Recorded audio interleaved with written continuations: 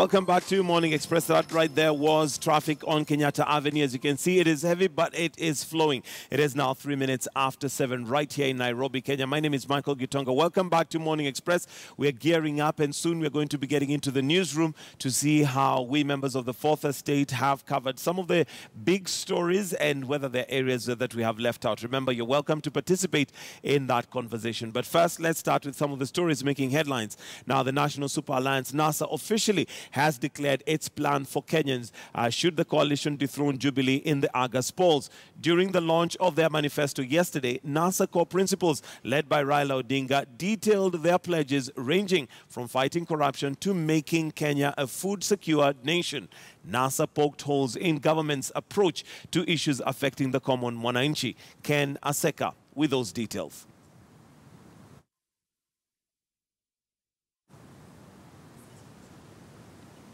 It is indeed the season of political promises, and just a day after President Uhuru Kenyatta led the Jubilee team to launch the party's manifesto, the opposition coalition NASA followed suit, unveiling promises one after the other. With the intention of wooing voters, especially undecided Kenyans, NASA principals digested their entire strategy to Kenyans 41 days to the general election. And should NASA kick out Jubilee from power, Kenyans will experience sweeping reforms in the first 100 days of Raila presidency, at least from Tinga himself, the man taking his third shot at the country's top job. We'll sign an agreement that we will not do business with the government.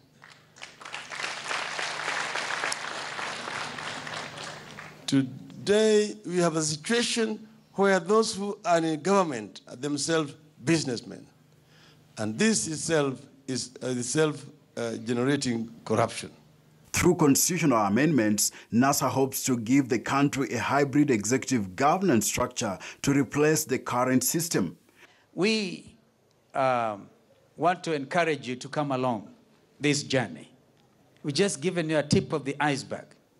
But we intend, in all seriousness, to make the difference. This country has suffered for far too long under bad governance. The time is now.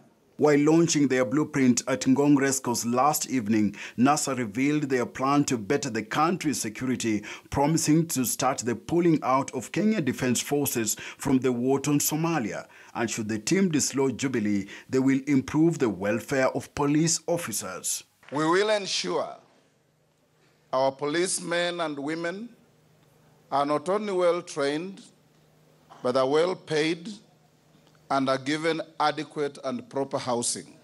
On education, the opposition promises changes that will include introduction of free secondary education, a plague they say will be effected before the end of the year. And for job seekers and fresh graduates who struggle to repay their HELB loans, the 5-man team is making a pledge. Today, a university student applying for that loan can be on the queue waiting for 6 months. NASA says they will resource the Higher Education Loan Board appropriately and in a timely fashion so that it should not take more than 2 weeks before the university student gets the access to their loan. With Kenyans feeling every pinch and bite of food shortage, NASA says it will implement an integrated food security plan, which they say will make Kenya food secure. From a country that had surplus food to a country of deficits. Even as we talk now, we have no ugali on the table. And that is for sure. Our priority is to rediscover productivity. On graft, NASA says it will declare corruption a threat to national security.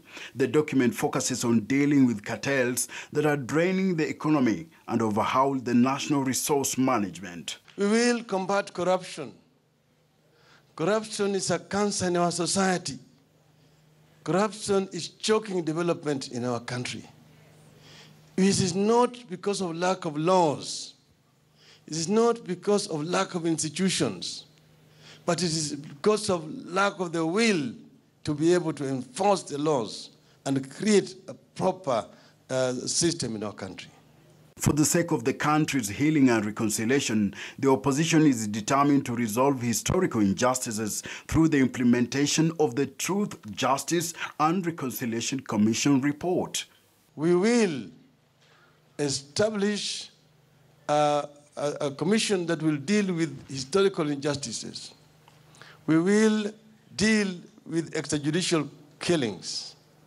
We will deal with victims of muggings and police brutality effectively.